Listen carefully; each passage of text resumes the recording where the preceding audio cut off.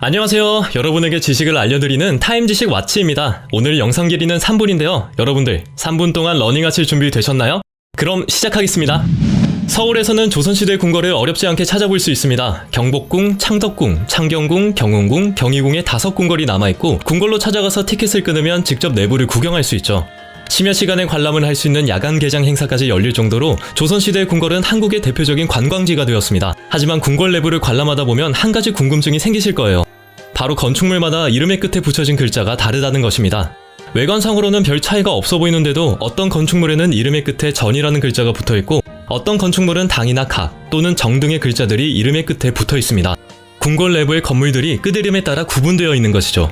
그렇다면 어떤 이유로 조선시대 궁궐의 건물들이 구분되는지 궁금하지 않으신가요? 지금부터 알려드리겠습니다. 조선시대 궁궐 내부의 건물들은 크기와 격에 따라 위에서 순서대로 전, 당, 합, 각, 제, 헌, 루, 정으로 구분됩니다. 즉 건물들의 위계를 나눈 것이죠. 따라서 그 쓰임새도 붙여진 이름에 따라 각각 다릅니다.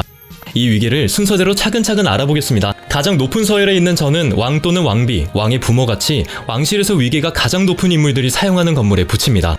의전 행사 등의 공적 업무를 보던 왕의 집무실이나 왕과 왕비의 집으로 쓰이던 침전에서 이 글자를 찾아볼 수 있죠. 즉 궁궐 안의 중심 건물이라고 볼 수 있습니다. 그만큼 건물의 치장도 많고 규모도 크죠. 대표적인 건물로는 경복궁의 정전인 근정전이 있습니다. 그 다음 서열에 있는 당은 건물의 규모는 전과 비슷하지만 격은 한 단계 낮습니다. 관리들의 공적 공간으로 이용하는 건물이나 세자가 기거하던 집처럼 전에 비해 더 일상적인 활동을 하는 건물에 당이라는 글자를 붙이죠. 전에 딸린 부속 건물 또는 부속 공간의 중심 건물에도 쓰입니다. 대표적인 건물로는 왕세자나 왕세자빈 같이 왕 바로 밑에 위계에 있는 인물들이 거주하는 동궁이었던 자선당이 있습니다. 다음으로는 합과 각입니다. 합과 각은 대부분 전과 당의 부속 건물로 존재하는데요. 여기서 합은 어느 정도 규모를 갖추어 독립된 건물로 왕이 쉬기 위해 머물던 별장의 개념으로 쓰였습니다. 그리고 각은 왕실과 직접적으로 관련된 물건을 보관하거나 관측시설 역할을 하던 건물에 붙였는데 유장각이 그 대표적인 건물이죠. 다음 서열인 제와 헌은 왕실 가족이나 궁궐에서 활동하는 사람들이 주로 사용하는 건물에 붙여졌습니다.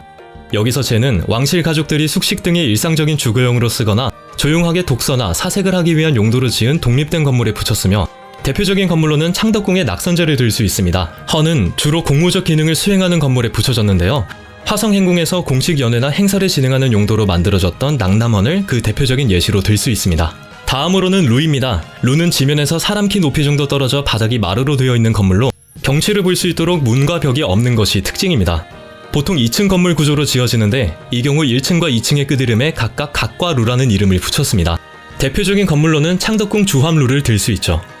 마지막으로 정은 연못가나 산속의 휴식이나 연을 공간으로 활용하기 위해 지어진 작은 건물입니다. 주로 사적인 용도로 사용되었죠. 오늘은 조선시대의 건물들이 어떻게 구분되는지 알아봤습니다. 이 영상을 통해서 여러분들이 궁궐에 놀러갔을 때 훨씬 더 재미있게 관람하셨으면 좋겠네요. 자, 3분이 지났습니다. 이제 천천히 숨을 고르시면 됩니다. 오늘도 시청해주셔서 감사합니다.